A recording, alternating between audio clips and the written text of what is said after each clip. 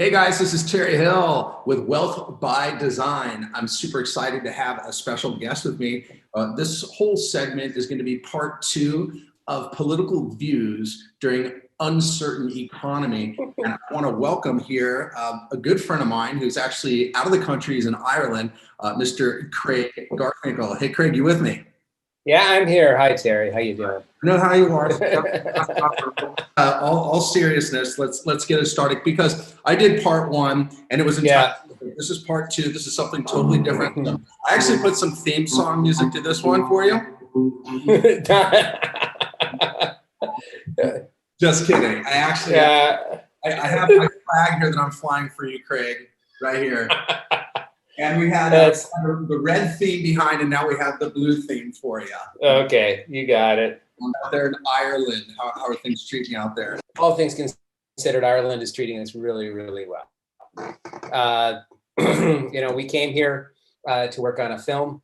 I don't know if your viewers know, but I write music for films and TV shows and things like that. We came here to work on a film, and the pandemic hit, and my wife's an Irish citizen, and I've got my Irish residency. So we decided just to extend our stay because, frankly, the European Union and the Irish government was doing a much, much, much better job of keeping everything in control and taking care of its people, sitting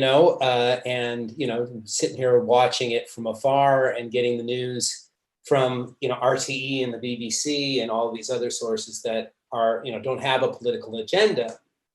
You kind of get a different kind of sense of things, as we've discussed at length. Right. But one of the things that, when the pandemic hit, the Prime Minister of Ireland, or the Taoiseach as they call him, was a gay Indian doctor, first generation Irish, half Indian, who just did a great job of explaining things and explaining how things should be done, what was going on, why.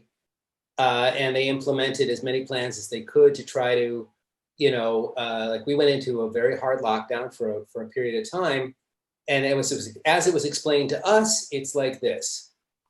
It's exponential. Yeah. And if you understand exponential, you understand that it's little things at the beginning that mean big things at the end. If you can keep it squashed at the beginning, 2, 4, 6, 8, 16, 24, 32, 64, 4, keep going. This is what's happening. My money. That's how my money comes. Exactly. It's exactly how you compile your money.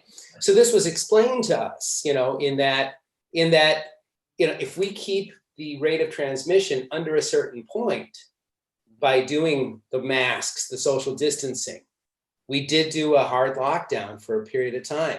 We did a period of time where you couldn't go more than 5 kilometers, from your house or without an excuse or whatever. And then the government put into place ways that people whose incomes were being, and businesses were being threatened, they put in ways that people could actually survive and kind of skate while we did this, because they're basically saying to people who have businesses that they're telling them, to save the country, we have to put your business on hold. Right. So if you're going to make that sacrifice for us, we're gonna make that sacrifice for you. I'm sorry, what? Right here in U.S., we're sitting at 50 million people plus unemployed. Businesses are shut down. People are hurting. You know why? Because the government didn't do what they should have done, which was make the masks mandated like it did here. Okay. And you didn't make it easy for businesses to shut down. They made it difficult, and they didn't do the kind of supports for people. Did you vote for Joe Biden because you're pro lockdown? Am I getting that right? No, I'm not pro lockdown. That's not what I am at all.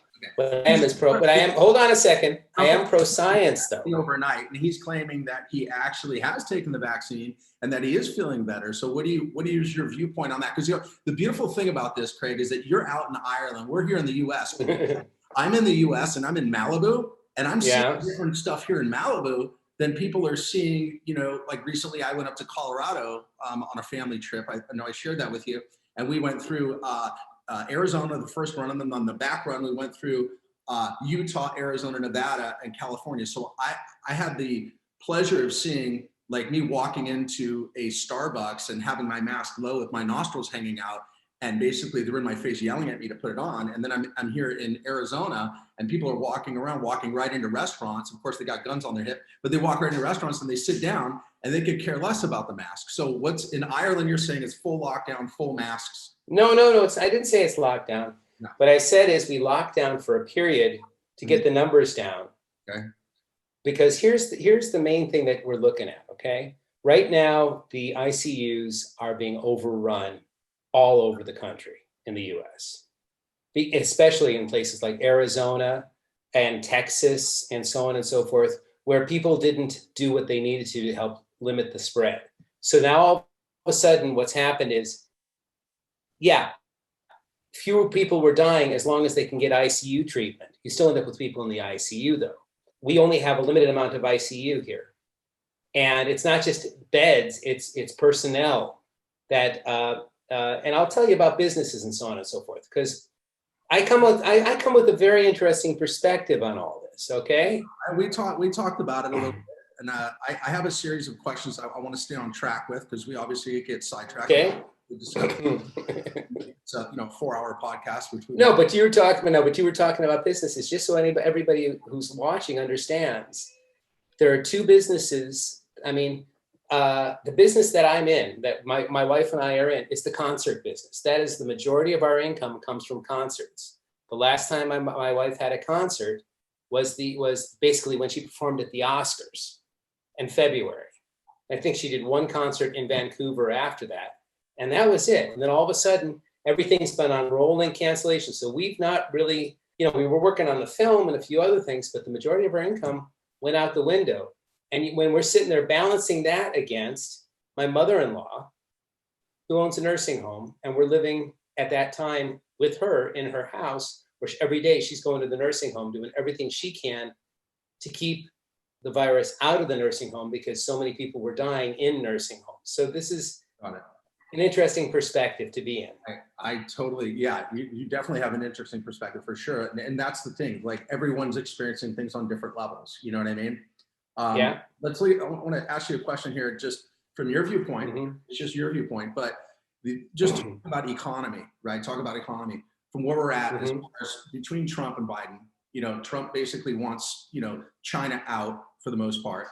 Biden wants globalization. Where do you stand in the middle of all this as far as political viewpoint? I'll tell you, I think that if you've got stable relations between all of these nations, you have a much better ability to actually negotiate. I mean, I come from a completely different point of view in terms of negotiations. I was actually telling this to Emer the other day, and that is, I grew up at a camp. I went to a camp over the summer, and if you were out in the middle of the wilderness and you had a limited supply of chocolate and you had, a candy bar, the rule was I split up the candy bar for everybody. That's my job. I split the candy bar up, but I get to choose my piece of candy last. I choose my chocolate last.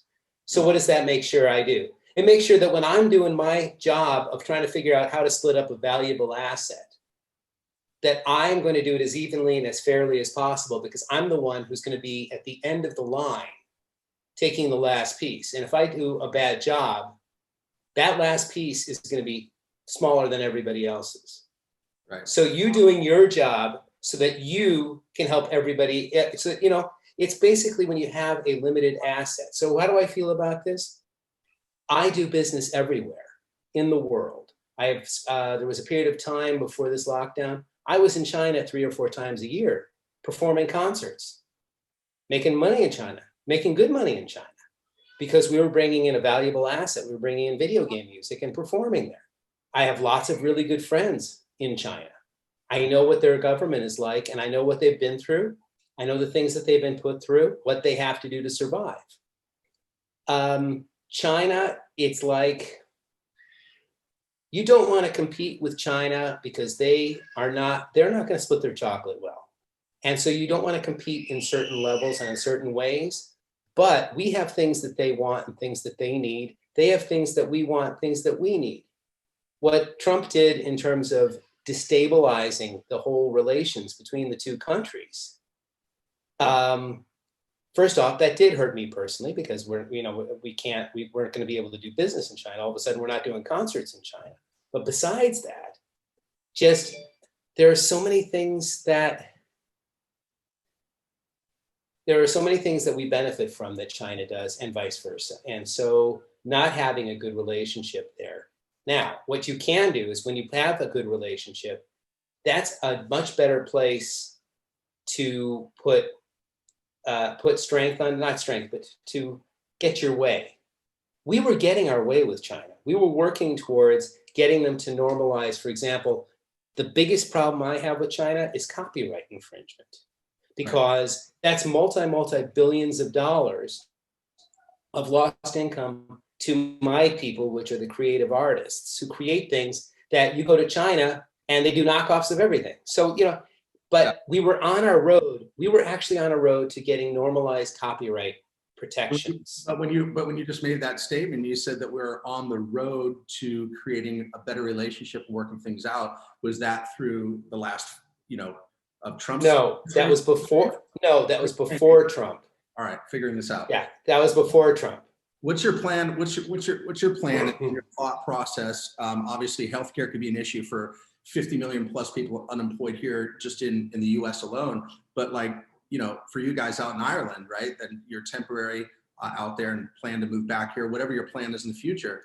Where are you at as far as this new Biden care plan to protect and build on the Obamacare that people have so many mixed thoughts about? Well, I can't. If you've got mixed thoughts on Obamacare, it's because you were probably in a position where you didn't benefit from it the way that we did. As you know, without going into too much detail, some private stuff, but we just before Obamacare, our personal story was we always had musicians union healthcare, just always, and and at the time it was the same healthcare that you got if you were a SAG actor on a TV series. So it was great healthcare, and it cost us nothing. Mm-hmm. All you had to do was you had to work, and we were doing fine, right? And then, because of the way things were going and the Bush administration and certain things, it just got tighter and tighter and tighter and tighter until finally the musicians union said, okay, instead of having to do 400 hours, you got to do 600 hours in terms of to qualify for the healthcare. Right. And all of a sudden, practically nobody, that's another 50% of over what we were already doing. Practically nobody qualified for the healthcare plan anymore. Mm-hmm. Not only that, they went from being on the same plan with the Motion Picture Health and Welfare to their own private plan, which only covered the individual musician, not the family. But do you think that people should be able to have private healthcare if they choose to? Oh, that's okay. Let me finish my story, okay? Because so we had a tragedy, and because of the way it happened, it was called a pre-existing condition, and it basically wiped out. Without going into details, it was horrific. Okay. No, you shared the story with me privately behind this, and Okay, and then Obamacare came in, and all the protections of Obamacare would have taken our tragedy, it's like you have a tragedy and then it's compounded by the financial tragedy, right? Right. But everything that was a part of what caused that tragedy, Obamacare or the Affordable Care Act covered for us, so that when we had a similar situation a few years later, none of that, we didn't pay for any of that. Mm. And it was covered, okay? We were still paying for our own health insurance with a big deductible, but we were getting a subsidy to help us pay for it, so it ended up costing us less. Now, let me talk about where I am now, okay? Let me talk about where I am now. We here, because my wife's an Irish citizen, my boys have Irish passports and American passports, and I'm an Irish resident. Yeah. I've got free healthcare here. That's just it. I have free healthcare. Right. We've had a couple of things that we've had to deal with, and yeah, I had to wait, a few weeks to get an exam, and I'm online to get another one from an EKG for my heart. My heart's fine. Don't panic. Everything's fine. Right. But it's not out of pocket. Even better yet, our Eliam, Mael, our youngest, fell down and cracked his head right here on the side of on the wall, and split his forehead open, blood everywhere. Wow. Right? And of course we're panicked, and ambulance comes, take him to Temple Street Hospital, Children's Hospital. He's patched up, he's given glue. He sits in the emergency room for 4 hours. Similar thing happened when Eliam was really young. One of the things on the Biden plan is healthcare for, like free healthcare basically up to age 4. In Ireland, it's free healthcare up until age 5. So here we are. If we were in the States, you know what it costs to go to an urgent care. You know what it costs to go to an emergency room. Even if you have insurance, how much out of pocket you are. Now, if you want to not have to wait, if you want to, get instant health care, you can buy health insurance. And the health insurance plans here are just as good as any health insurance plan, and the doctors are just as good as anything you have in the States. Right. It costs about €3,500 a year I've looked at it, $3,500 a year. I can insure my entire family with a plan that is better than any plan you get in the States. And Ireland is not a rich country. And it's not even a socialist country. It's a democratic country, and everybody's doing fine.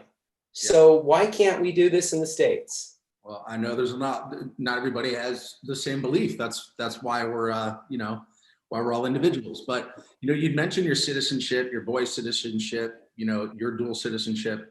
What about this situation with undocumented immigrants, with Trump, with his walls, wanting to build the walls, want to remove people, strengthen our economy, take care of people that are here, that are already here, that are existing here, that were born here, that are being 100% neglected, versus Biden that wants to basically 11 million people to give citizenship to and open the borders and let people come in and like you just said, turn this into. Okay, that's not, you see, this is the talking point of the right, because they haven't really read the plan and they don't really get everything that Biden is saying. I had for part 1 and part 2. It's the same question. Okay. The same question. Yeah. From what I understand, there are a few things. When I started talking, a big part of the immigration issue that I had with Trump was not about illegal immigration at all. Okay? I don't support illegal immigration. And I think most people on either side don't, especially when I know what I went through for my wife to get her residency in the United States. I know how hard it is. Right. When I hear Trump talking about certain things and he starts looking to people who have green cards, who happen to be from a Muslim country, and I don't see a Muslim sitting in another country with a green card that he's going to ban from coming into the country for 120 days. What I see is my wife, that if he just happens to get pissed off at Catholics or happens to get pissed off at Ireland, that he all of a sudden is going to say, that no, you can't come back to the country that you live in, that you have a green card for. And that's part of the Muslim ban when it first came out. And it went through all these different iterations.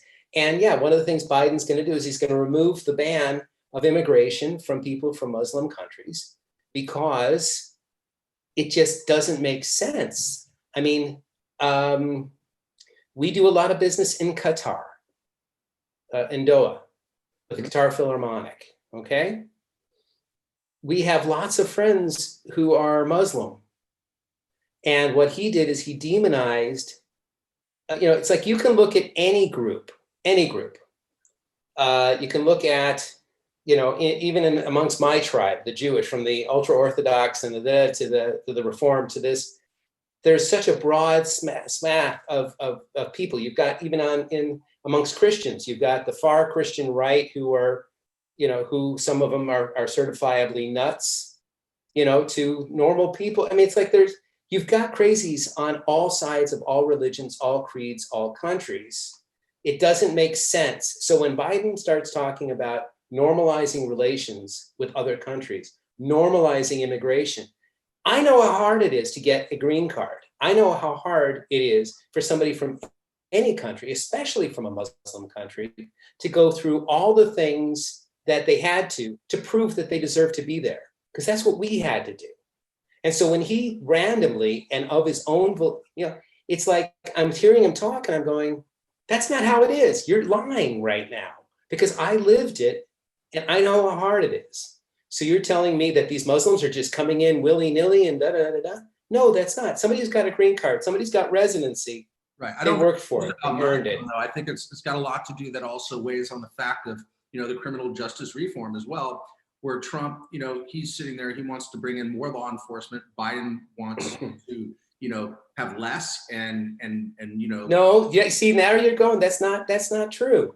Biden did not say defund the police. He didn't say okay? on the police, but he did say, end certain things like end the death penalty, solitary confinement, and the Fed use of private prisons, where Trump wants to bring in more law enforcement, increase the penalties for law enforcement, assaults and things of this nature, That's not, you see, Terry, that's not, you're telling half a story there, okay? Half a story, all right? Okay. Okay, all right. First off, private prisons are a bad idea, okay? And I'll tell you why. Because the private prisons are in the business of making money and not reforming people. When the incentive is to make money, what you're going to do is you're going to do everything you can to, bring more people into the prison or to do things that just don't make sense from a standpoint of humanitarian issues, okay? The privatization of prisons, certain things shouldn't be private. Certain things shouldn't be for profit, because where's the incentive? If the incentive is to make money, then it encourages more incarceration. It doesn't encourage reformation and the helping of people to get back on a new track. Because there are very few people in my eyes that are not redeemable. And if you can figure out a way to help them rather than to incarcerate, and then you look also again, the vast majority of all these people in prison, a lot of them, you're talking about people who, for marijuana use, cocaine use. Well, come on. On part one, Craig, there was actually a point made almost at about the same time. And the point that was made for my previous guest, he had mentioned, and he's very hard right, Trump, he mentioned that, Biden wants to put in this play where it takes the whole, not just marijuana, but all the other substance abuse and reduces these fines and makes it where it's just like $150 fine and that's all you pay if you get caught with drugs. So how does that incentivize people? I think that now that all these people are sitting around. No, Terry, no. I think that's the answer. First off, marijuana shouldn't be criminalized. And actually that's being voted everywhere. And people who have, I'm sorry, what? Making a lot of money with it. Hey, I don't care if they're making money on it, but I'd rather them make money and pay taxes on it, have it regulated so that you know what you're smoking. And, the decriminalization of drugs has worked fine in the Netherlands and in a lot of other places, where what they do is, if you've got a problem with drugs, you don't have to worry about the police, because people get hooked on things. And believe me, nobody's going to get hooked on something because it's legal or not. They're going to get hooked on something because they're an addict, or they're going to get hooked on something because of other issues. I mean, but you see also, let's look at it again. It's also talk about, and when you talk about the death penalty and all these other things, let's talk about the equal protections under the law, okay? I am a white kid who grew up in Glencoe, Illinois. right? When I get stopped by the police, I can count 2 or 3 times where they didn't even check my driver's license. Okay? I got stopped in Malibu. I don't even check my driver's license. I can count a number of times in my history, going back to being a kid, where, you know, if I had gotten searched, you know, I would have had pot on me. Right. I never really did cocaine, but I had pot on me. But nobody's going to search, You never did. you know, a white, not to say never, but a very, you know, once or twice. I never really did. Like the way it smelled. It just wasn't for me. You didn't like the way I didn't like the way it smelled. No, but you know, this was the 80s. It was the 80s. Come on, you're at a party and yeah.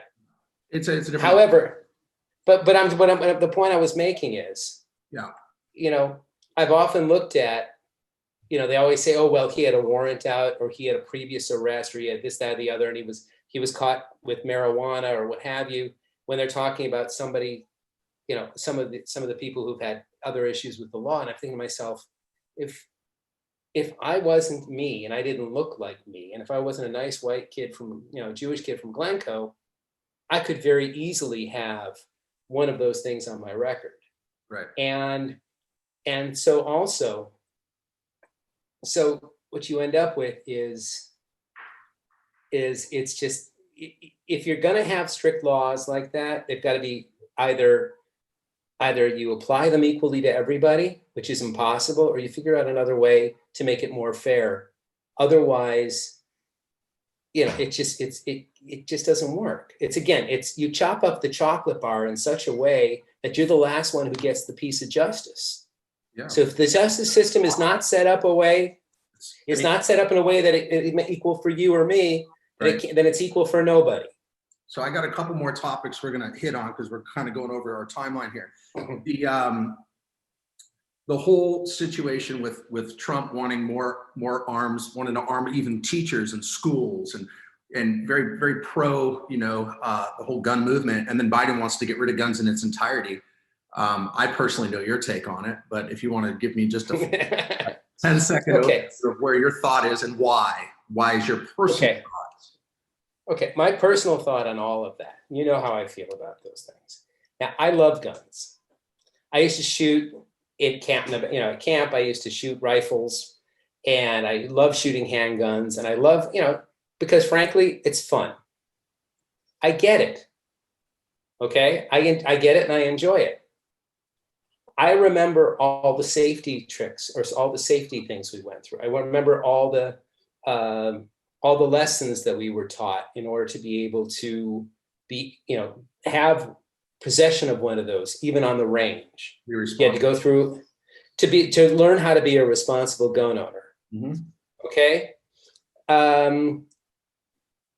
What has happened is the NRA has held legislation by the balls that has kept responsible gun ownership off the table because, frankly, not everybody is responsible enough.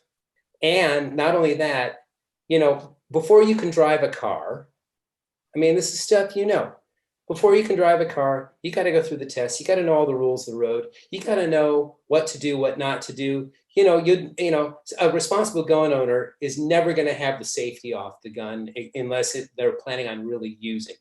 You know, it's like there are all these things that you know and I know. Likewise, cars are so much safer now because of seatbelts and because of airbags and because there's been a period of time where we've been studying the lethality of vehicles. And because of the NRA and them not allowing certain laws to pass, they won't even allow the study of the lethality to try to figure out ways that we can have responsible gun ownership that actually makes sense, where people, you know, where people can have it for protection or for whatever. But on the other side of that coin, mm-hmm. is you got to look at what happened in I want to say it was I think it was Australia, where they had one mass shooting and they basically confiscated all the guns and they've never had another mass shooting. And before the lockdowns, before all this, we were having how many mass shootings every week? Okay. At a certain point in time, you got to go there. You know, when somebody can go and sit at the top of a hotel in Vegas and gun down a crowd full of people, Yeah. and then you can't even get responsible gun legislation passed that keeps the loopholes closed that allows you to buy an AR-15 or whatever. I'm sorry, but okay. So maybe halfway between. I don't remember Biden saying that he wants to get rid of guns. I don't remember hearing him say that. Believe it or not, I think, you know, I think the plan I don't know. But you know what? I personally don't choose to have a gun. Okay. My So, parents have guns. yeah.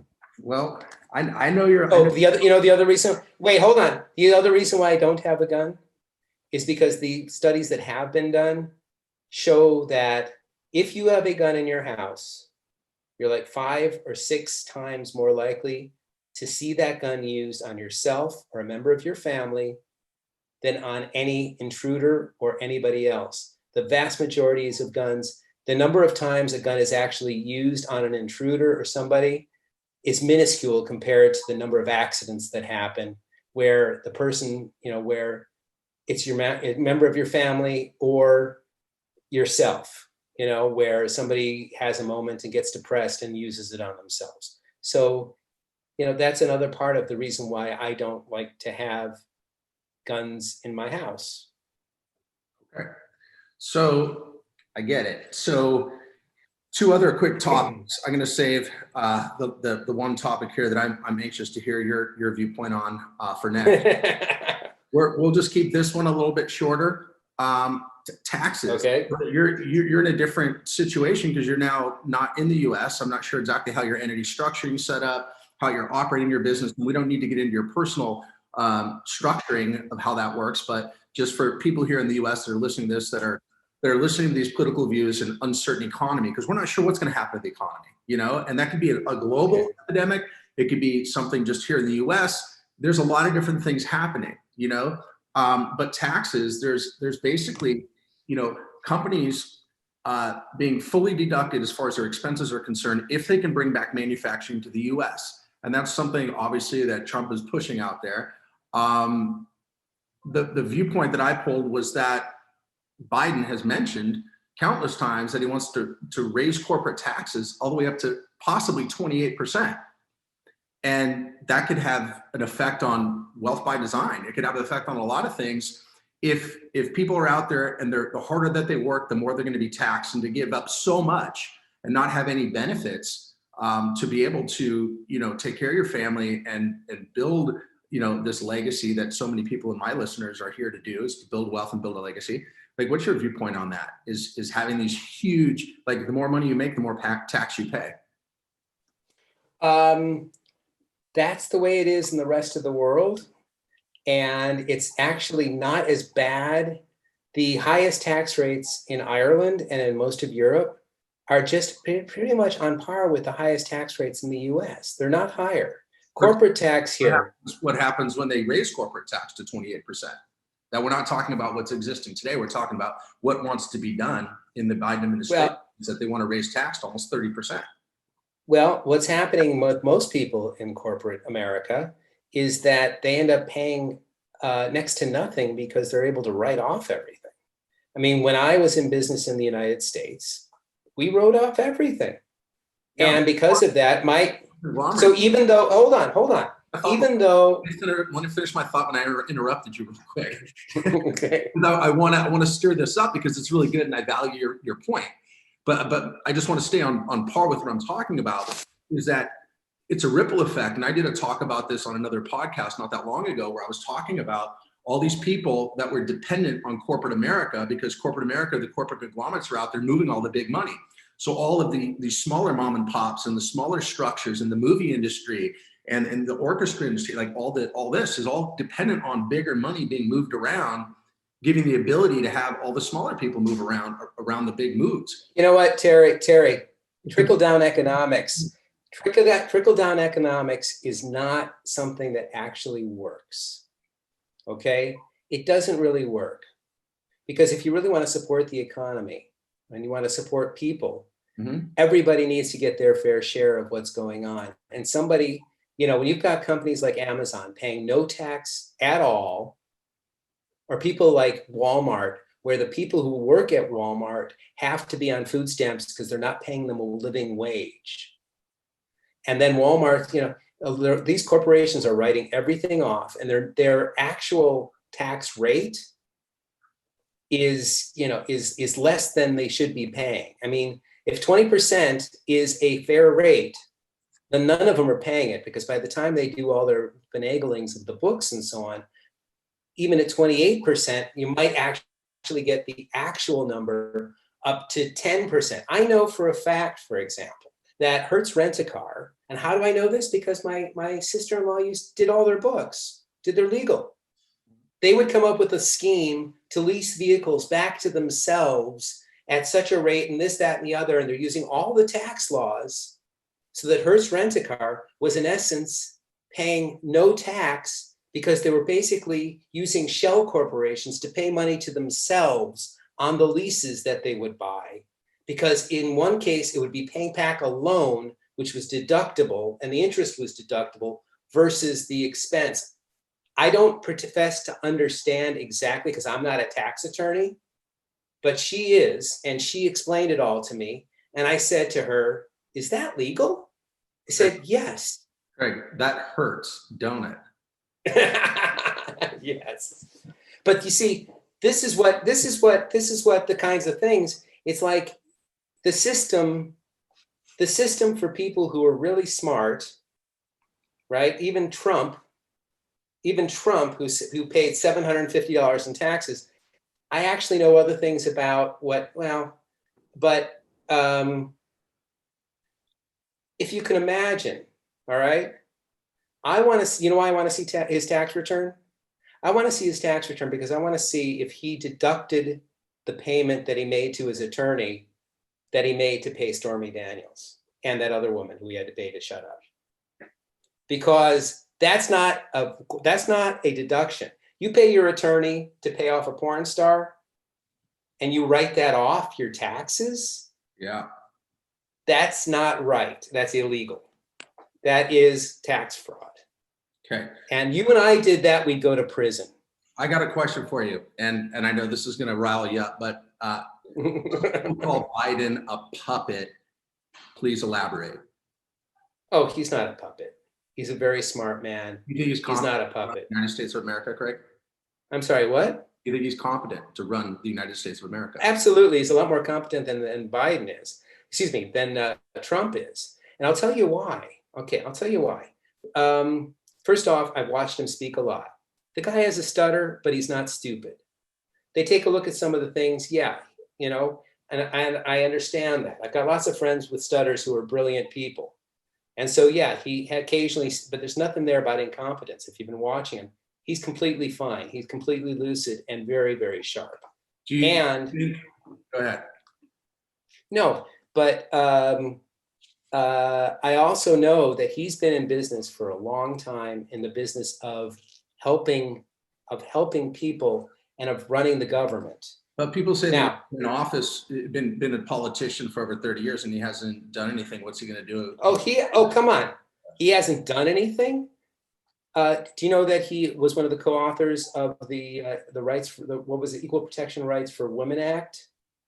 That, his biggest problem is he actually was one of the authors of one of the bills that ended up incarcerating lots of people that he has since realized was too strict, because it was not unhinging, what's the word? It was not being applied equally, so it ended up having a terrible effect on the African-American community. Go look at all the legislation that he authored or he passed over those years. They say he's done nothing. Come on.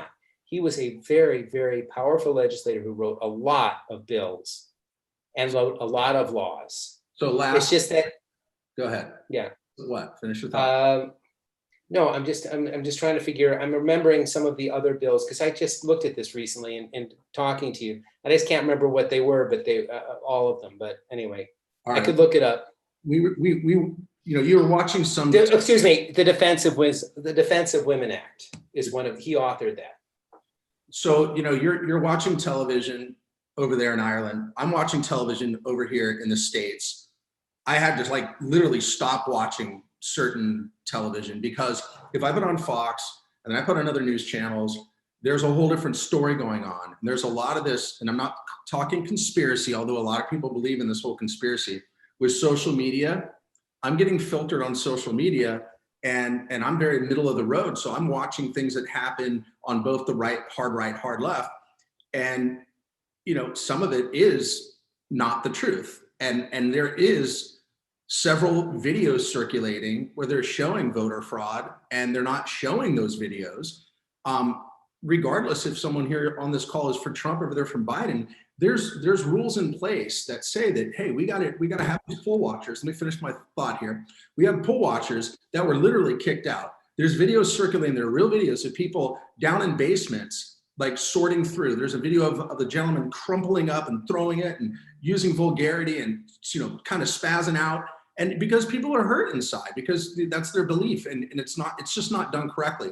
And then there's all this talk about, all this talk about these hard lefts using this Canadian system that is actually counting votes. And there's millions upon millions of votes through this glitch. And I don't know where it's going to level out at. Okay, Terry. Okay. Do you want me to go through all this? Because this is really pissing me off, and I'll tell you it all. Okay. Okay. So far, there have been. I studied this last week because I knew I'd be talking to you. So you tell me how many lawsuits so far have been thrown out that Trump mounted. I'm not sure, Craig. I mean, honestly, it's a question. Okay, how many? Look it up. Terry, 16 lawsuits. That Trump filed that got thrown out is what you're saying. That have already gotten thrown out because they had no evidence and no real support. There was, you see Hannity get on and make a big deal about a dead guy that voted. Is that one of the videos that you've seen? Where he gets off and he's talking about this guy who voted in for the last 16 years, but he died 16 years ago. And how do we explain that? And da-da-da-da-da. Well, if you did the research, you would find that, no, it was a 97-year-old woman who went by Mrs. Terry Hale. Okay? And so her legal name on all of her voting records was Mrs., whatever her husband's name. Her husband died, but she still votes. And she is the one who actually voted that, and it was her that he was calling out on his show to all of his followers without ever doing the research to find out who this person actually was. Now, let me go further. They found, it was, I want to say it was Pennsylvania, where they said there was 14,000 ballots that were by dead people, okay? So what did they do? They did a survey. They took at random 50 ballots. 50 ballots at random out of those 14,000 to see, okay, are these dead people? Did they vote? Et cetera, et cetera, et cetera, right? Basically, out of those 50, okay, they found that like 37 of them were dead and didn't vote and no ballot was turned in. And then there was like another 20 that actually weren't dead, right? And who weren't dead and did vote, but there were actual people. They went and they talked to the people who were supposed to be dead. What about I'm trying to remember. When I went to vote, I know that the polls are not right personally. I mean, and again, it doesn't matter who you vote for here, right? Whether it's Trump or Biden. I did not get asked for my driver's license, nor did my wife. They don't.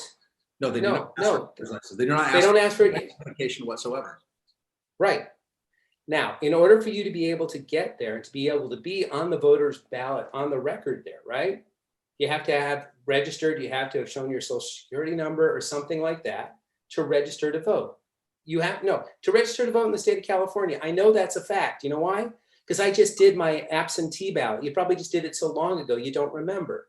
I had to give them, in order to get my absentee ballot, I had to give them my driver's license and the last four of my social to get my absentee ballot here. I'm not saying that not everybody got asked, but I know that when it came to myself, I literally walked in and I voted. Because in the state of California, you don't have to have an ID on you to vote. Because the truth of the matter is, there are people without ID who have the right to vote but don't have ID. I'll tell you one of them. Me.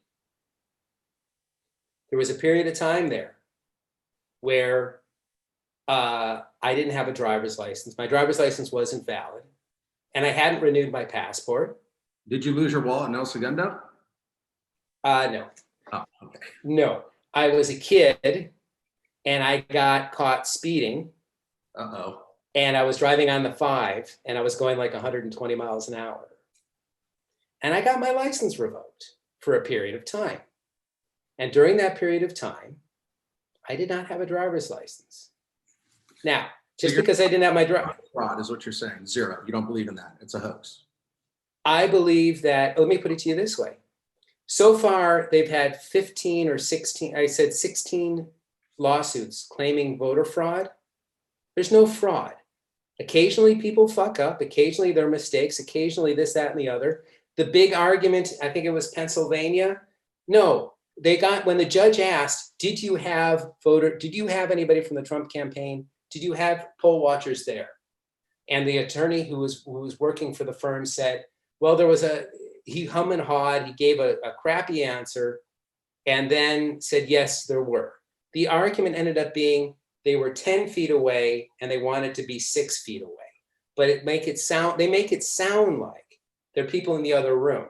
I'll tell you another thing about videos, okay? I personally, when I'm on the internet and I'm looking at, if I see somebody posting something, I don't care what side it is, I always double check. I use reverse Google image search to make sure that the image that I'm looking at is actually what it says it is. They've got things about voter things, and you find out when you look at the actual image, the image is from 10 years ago in Bolivia or something like that. So you're saying that there's zero, you said everybody, they mess up every once in a while, but for the most part, you don't believe that there's this huge voter. There's no fraud. There's no fraud. All right. No. And they actually went, now the company that you're talking about, Dominion, they're hand counting. I just looked at the Attorney General of, I want to say, where is it? Where they're doing the hand count? Georgia? The Republican Attorney General of Georgia, I just saw, who's responsible for the election there, right? They use that software. They're doing a hand recount, right? Of all the things in Georgia. And they said, they was doing the reports, well, we've gotten through 2.5 million of the 5 million votes that we are recounting, whatever it was. Don't quote me on the numbers, because if they quote me on the numbers, you're going to call me a liar. But the point is this, he just said, and you can look it up on YouTube, he said, in all the millions of votes we've counted so far, we have seen no evidence of anything out of the ordinary, no evidence of fraud, no evidence of, mass conspiracy, nothing. Okay. He said, and he's a Republican. He's a Republican, and he says, that as far as we can tell by now, we don't see any substantive change in the vote tally in Georgia. Well, Craig, I appreciate you being here on Wealth by Design podcast. Political views in uncertain economy. Value your opinion 100%. Love you to death. Thank you for. Yeah. Yeah. And it's great, and it's great because I'm getting your viewpoint, and that's what it's all about. It's not about it's not just about quoting statistics. It's also about your personal viewpoint. I think that's really important. So I appreciate all of you. Terry Hale, your host at Wealth by Design. Once again, political views in uncertain economy 2. I appreciate you guys, and come check out future podcasts. Again, appreciate you being here, Craig.